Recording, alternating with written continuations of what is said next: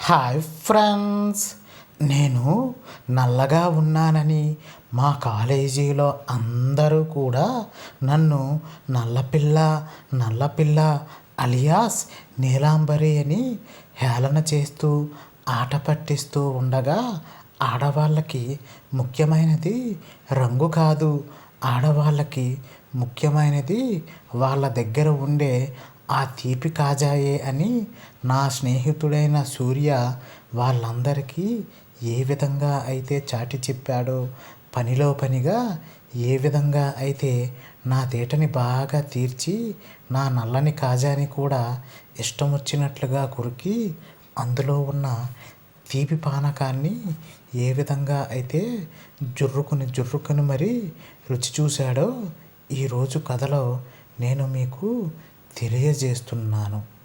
ఇంకా అసలు కథ విషయానికి వస్తే, నా పేరు ప్రియాంక.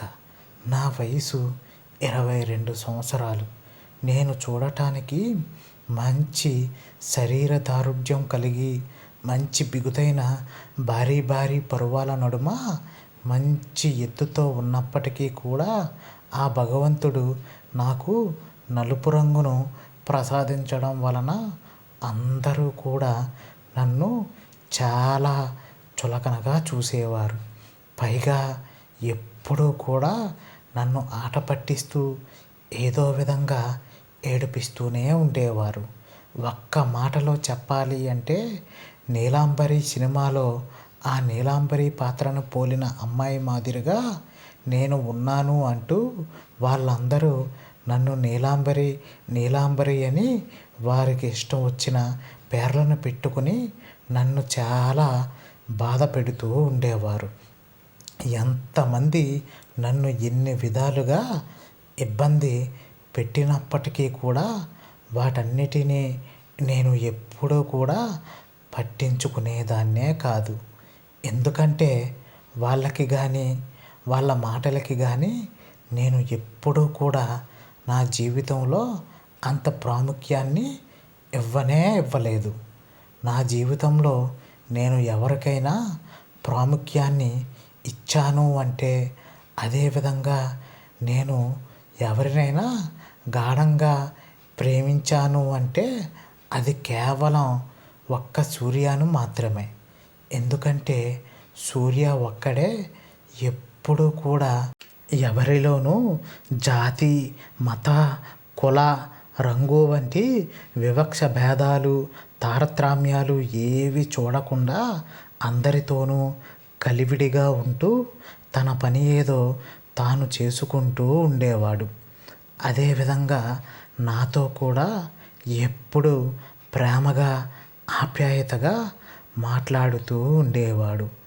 అయితే ఒకరోజు నేను ఎంతగానో అభిమానించే సూర్య, నీతో కొంచెం పర్సనల్గా మాట్లాడాల్సిన పని ఉంది, నువ్వు కాస్త తీరిక చేసుకుని నేను ఉంటున్న మా గదికి రాగలవా అని నన్ను బ్రతిమలాడసాగాడు. అయితే పిలిచింది సూర్య కాబట్టి మరి నేను వెళ్ళకుండా ఉండగలనా? అందులోనూ నాకు ఎంతో ఇష్టమైన వ్యక్తి కావడంతో వెంటనే నేను రెక్కలు విచ్చుకున్న పక్షిలాగా రెయ్యమంటూ సూర్య గది ముందు అయితే వాలిపోయాను. అయితే సూర్య రమ్మన్నాడు కదా అని గది వరకు అయితే వెళ్ళాను, కానీ అక్కడ తలుపు కొట్టడానికి మాత్రం చాలాసేపు అలా ఆలోచిస్తూనే ఉండిపోయాను. ఎందుకంటే ఒక పెళ్ళి కాని అమ్మాయి వయసులో ఉన్న ఒక కుర్రాడి ఇంటికి వచ్చింది అని ఆ నోట ఈ నోట కానీ పడి విషయం కాస్త ఆ నలుగురికి కానీ తెలిసింది అంటే ఈ సమాజంలో నా పరిస్థితి ఏంట్రా దేవుడా అని ఆలోచిస్తూనే ఎలాగోలా ధైర్యం తెచ్చుకొని సూర్య ఉంటున్న గది తలుపులని కొట్టే ప్రయత్నం అయితే చేయసాగాను. దాంతో కొంతసేపటికి తలుపులు తెరుచుకోసాగాయి. ఆ తలుపులను తెరిచింది ఎవరో కాదు, సూర్యనే. అయితే తలుపులు తెరిచి తెరవడంతోనే సూర్య ఒక్క క్షణం పాటు నన్ను అలా చూస్తూనే స్తంభించిపోయాడు. ఎందుకంటే తనకి ఎన్నాళ్ళు కనపడని అందమేదో ఆ రోజు మాత్రం నాలో అణువణువున కనబడసాగింది సూర్యకి. దాంతో ఒక్కసారిగా అలా ఆశ్చర్యపోయి చూస్తున్న సూర్య నాతో, ఏంటి ప్రియాంక, నిజంగా నువ్వేనా, లేకపోతే నేను ఏదైనా కలగంటున్నానా అంటూ, ఈరోజు ఏంటే బాబు నువ్వు ఎంత అందంగా తయారయ్యావంటూనే నువ్వు ముందు లోపలికి రా అంటూ నన్ను లోపలికి ఆహ్వానించసాగాడు. ఆ మాటలు వింటున్న నా మొహం కూడా వెంటనే సిగ్గుతో టమాటా పండులాగా ఎర్రపడసాగింది.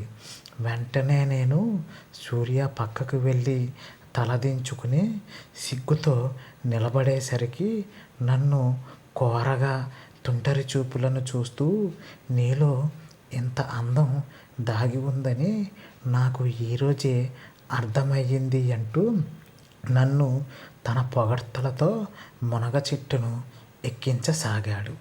దాంతో నేను ఎంతగానో అభిమానించే సూర్య నన్ను అలా పొగిడేసరికి నా మనసంతా ఒక్కసారిగా సంతోషంతో ఉప్పొంగిపోయింది. వెంటనే నాకు నా జీవితంలో నేను ఏదో సాధించాను అనే ఫీలింగ్ అయితే వచ్చేసింది. వెంటనే సూర్య నన్ను, నువ్వు ఇలా కూర్చో ప్రియాంక, నేను నీ కోసం చిటికెలో టీ చేసుకుని తీసుకువస్తాను అంటూ లోపలికి వెళ్ళి టీను తీసుకుని వచ్చి నాకు ఇస్తూ ఉండగా సూర్య తుంటరి చేతులు కావాలని నా చేతులను మెల్లగా తాకసాగాయి. దాంతో అబ్బా, మగాడి స్పర్శ ఎంత బాగుంటుందా అని నాలో నేనే సంబరపడిపోసాగాను. అయితే అప్పటి వరకు జీవితంలో ఎంతోమంది చేత ఎన్నో అవమానాలు భరించిన నాకు సూర్య నాపై కురిపిస్తున్న ఈ ప్రేమానురాగాలను చూసి నాలో నేనే ఉక్కిరిబిక్కిరి అయిపోసాగాను. వెంటనే సూర్య నాతో, రా ప్రియాంక, నీకు మేము ఉంటున్న ఇంటిని చూపిస్తాను రా అంటూ హాలు, వరాండా, కిచెన్ అన్నిటినీ వరుసగా చూపించసాగాడు. అలా నన్ను తన బెడ్రూమ్ కూడా చూపించడానికి బెడ్రూమ్లోకి తీసుకుని వెళ్ళి, ఇదే నేను ఉంటున్న బెడ్రూమ్, కాస్త చిందరవందరగా ఉంటుంది, ఏమీ అనుకోకు అంటూనే ఉన్నట్టుండి అకస్మాత్తుగా నన్ను కౌగిలించేసుకుని నాపై ముద్దుల దాడిని చేయసాగాడు. దాంతో సూర్య చేస్తున్న ఆ చిలిపితుంటరి పనులకి ఒక్క క్షణం పాటు అలా ఆశ్చర్యపోతూ నిలబడిపోయిన నేను, సూర్య అంటే నాకు కూడా చాలా ఇష్టం ఉండడం వలన అతని నన్ను ఏమి చేస్తున్నా కూడా అడ్డు ఆపు ఏమి చెప్పక అలా స్తంభించిపోయాను. మరి ఇంట్లో ఎవరూ లేరన్న ధైర్యమో, లేదంటే నేను అడ్డు చెప్పటం లేదన్న ధైర్యమో కానీ సూర్య మాత్రం తన చిలిపి ప్రతాపాన్ని అక్కడితో ఆపకుండా నా ఒంటిపై ఉన్న వస్త్రాలు అన్నిటినీ ఒక్కొక్కటిగా ఒలిచేసి నా ఒంటిపై నూలుపోగనేదే లేకుండా చేసి నన్ను పూర్తి నగ్నంగా మార్చి, అబ్బా ఏమున్నావే నా వెస్ట్ ఇండియన్ అరేబియన్ గుర్రంలాగా అని మాటి మాటికి నాతో అంటూ పక్కనే ఉన్న మంచంపై నన్ను ఎత్తుకుని పడేసి, పాత సినిమాలలో గుర్రాలపై హీరోలు ఏ విధంగా అయితే గుర్రపు స్వారీని చేస్తారో అచ్చం అదే మాదిరిగా సూర్య కూడా నాపై ఆ రోజంతా తన స్వారీని చేయసాగాడు. అలా ఆ రోజు సూర్య తన ముచ్చటను పూర్తిగా నాతో తీర్చుకోవటమే కాకుండా నేను పుట్టి పెరిగిన తరువాత ఇప్పటి వరకు ఏ మగాడు కూడా రుచి చూడని నా నల్ల ఖర్జూరాన్ని ఆ రోజు సూర్య ఒక్కడే పూర్తిగా దోచుకుని రుచి చూడసాగాడు. అలా ఆ రోజు సూర్య నేను స్వచ్ఛమైన ప్రేమానురాగాలతో ఒకరిపై ఒకరం స్వైర విహారం చేసుకుంటూ స్వర్గసీమ అంచులను తాకసాగాము. ఇట్లు మీ Priyanka alias Neelambari. Okay friends, ఈ రోజుకైతే ఇదేనండి మన స్టోరీ. మా వీడియో కనుక మీకు నచ్చినట్టయితే లైక్ చేయండి, షేర్ చేయండి, సబ్స్క్రైబ్ చేసుకోవడం మాత్రం ఎట్టి పరిస్థితుల్లోనూ మర్చిపోకండి ఫ్రెండ్స్. Bye bye.